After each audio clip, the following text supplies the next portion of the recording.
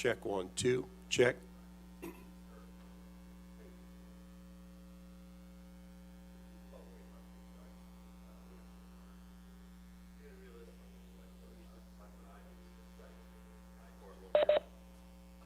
Oh.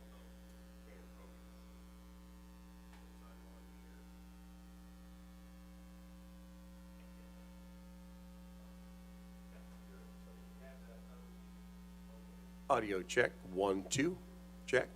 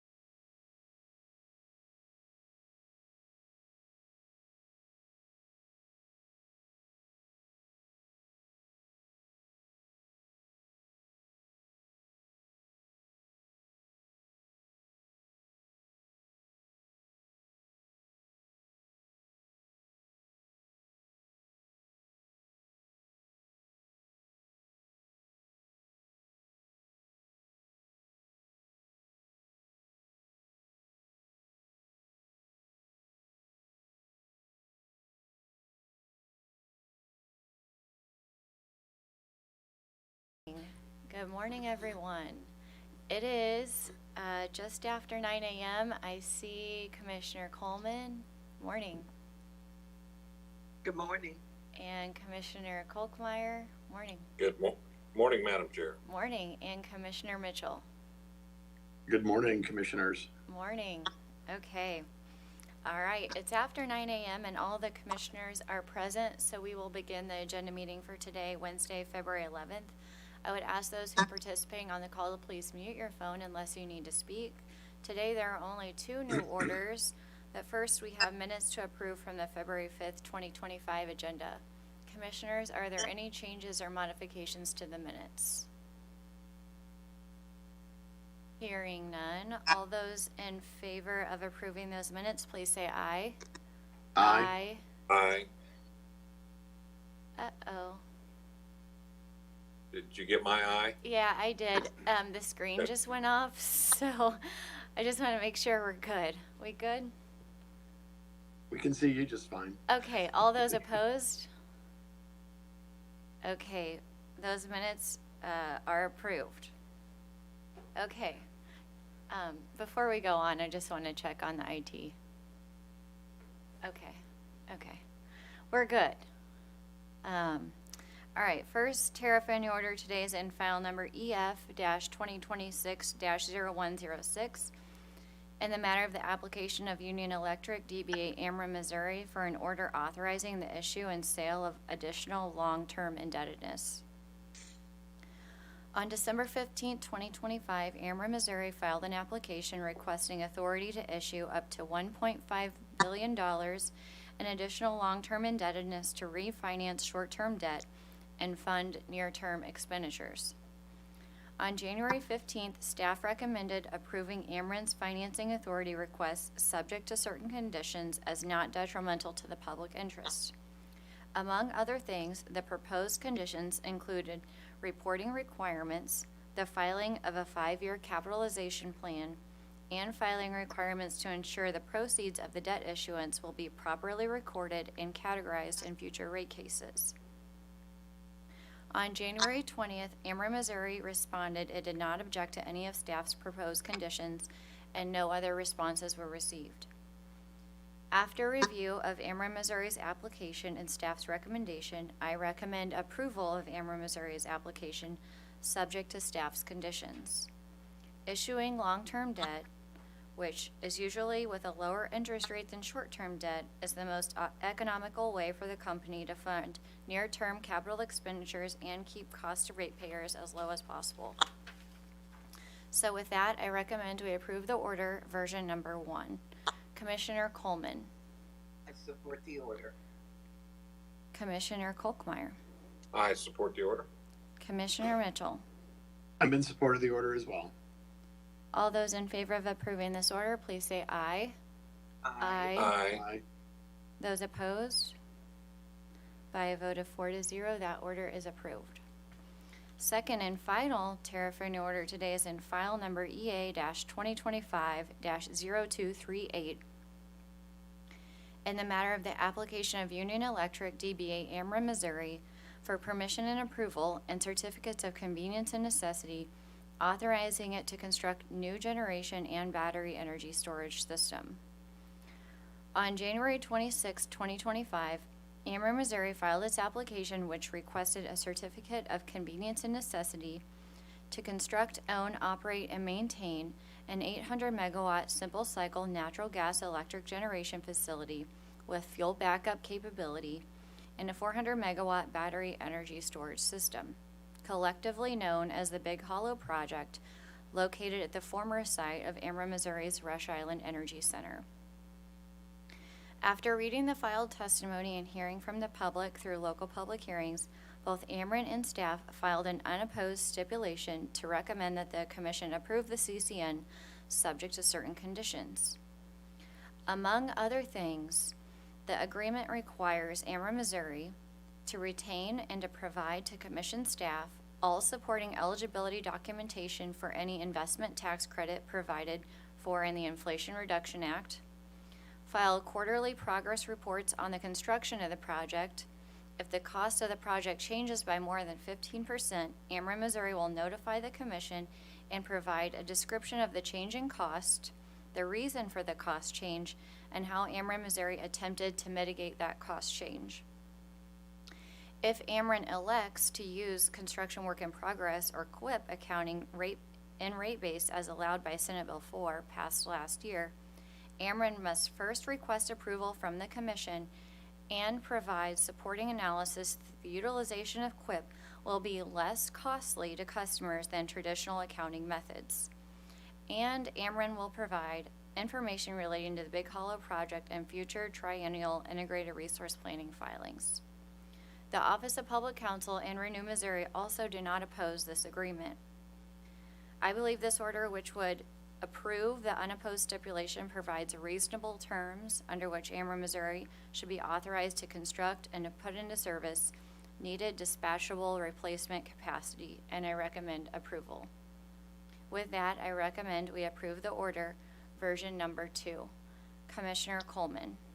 Thank you, Madam Chair. I'm in agreement with your position, and I support the order. Thank you, Commissioner Coleman. Commissioner Kolkmeyer. Yes, thank you, Madam Chair. Yes, I'm also in agreement with your comments. I also want to commend the company for building this facility on a previous site where they've shut down a coal-fired plant. Makes a lot of sense. The infrastructure is already in place at that facility. So I will be supporting this order. Thank you, Commissioner Kolkmeyer. Commissioner Mitchell. Thank you, Madam Chair. And just a comment or two about this that I thought was timely. We got a chance yesterday to get a few minutes with the the new FERC chair. And she shared some very, I think, important information with us with regard to the last winter storm that we're just coming out of the backside of. And her information was that about 85% of the generating resources that were able to respond nationwide during this winter storm were coal, natural gas, and nuclear. Another 5% were fuel oil and wood, and I didn't know that there were wood-fired resources still, but apparently there are some still in the Northeast, and so that makes about 90% of our nationwide fleet that was able to respond to this, what was really a significant emergency, were baseline dispatchable resources. And I think that's been a big eye-opener to a lot of the RTOs and a lot of the states that need to be providing reliable power. And the other thing that she shared is that the RTOs did remarkably well, mostly because of really the trend lately in building natural gas resources, and the storm affected 200 million Americans, and that is an incredible statistic because there's only 300 million of us in the country. So 2 out of 3 were impacted by this, and so I felt confident about this order a week ago, and I think having heard from the FERC chair, I feel more confident about it. So I'm in support of the order. Thank you, and thank you for the information. Look forward to hearing what else they had to say yesterday, so that's really helpful. Any other discussion? Yes, I will. Thank you, Madam Chair. The dispatchable is really what we need in generation today. These other forms just are not cutting it as far as being able to dispatch when you really, really need it, when these cold vortexes come through the country. So I will second his dispatchable comment. Thank you, Commissioner Kolkmeyer. I do feel like now the obligation to talk about how well SPP did with the wind fleet this time. The wind overperformed, and SPP never went into EEA status because of the wind profile. I know that's one particular storm, and in MISO, it was there was some wind and solar that came in over forecast that kept MISO out of EEA2 on Sunday. So that was really helpful. But I think at the end of the day, you're right on we need to make sure we are building adequate dispatchable resources and then maintaining an overall balanced portfolio of resources the most cost-effective way that we can. You know, everything works together on the grid, so we just have to make sure we do it cost effectively and examine every resource in that context. But I really look forward to hearing about FERC thoughts, so I'll have to visit later. Okay, any other discussion? Hearing none. All those in favor of approving this order, please say aye. Aye. Those opposed? By a vote of 4-0, that order is approved. Last item today is scheduling. Next Thursday, February 19th, we have agenda at 9 a.m. We also have a public meeting at 9:30 a.m. here in room 310 with SPP and MISO. Wednesday, February 25th, we have agenda at 11 a.m. Also, we have agenda at 11 a.m. the following days. Thursday, March 5th, Wednesday, March 11th, Wednesday, March 18th, and Wednesday, March 25th. I also know that we have local public hearing in a Timber Creek water or small sewer case in Kansas City next February 18th and 19th, but that's not on my schedule here, so I just want to highlight it because I know that it exists and it's not printed here. Want to make sure that it's on your calendars too, and then we'll get this scheduling list updated. Any questions or modifications to the schedule? Hearing none. Any other business coming before the commission, including any other good content from NARUC that I missed yesterday? Madam Chair, I will say that I second everything that Commissioner Mitchell said. The FERC discussions were very interesting. Not only was the new FERC chair speaking to the entire body yesterday, but on Monday, she also spoke, featured on the gas committee, the committee that I sit on, and very insightful information. The conference has been excellent all over with a lot of really good information that's come forth, and I'm happy to discuss with you some of the more interesting segments of the conference when I see you next week. Sounds good. And for Commissioner Kolkmeyer, Commissioner Coleman and Mitchell, there's a new committee on coal, or a committee on coal that they're trying to get commission membership on. And so we may want to visit with you about that opportunity. We're trying to persuade you to be NARUC engaged, and we thought maybe the Committee on Coal would be a perfect fit for you. You're talking about Commissioner Mitchell, correct? Commission, yeah. Okay, so Already voted for you, Commissioner Coleman. you weren't invited to the meeting. Brian, we're having a little trouble with this audio. Okay. All right.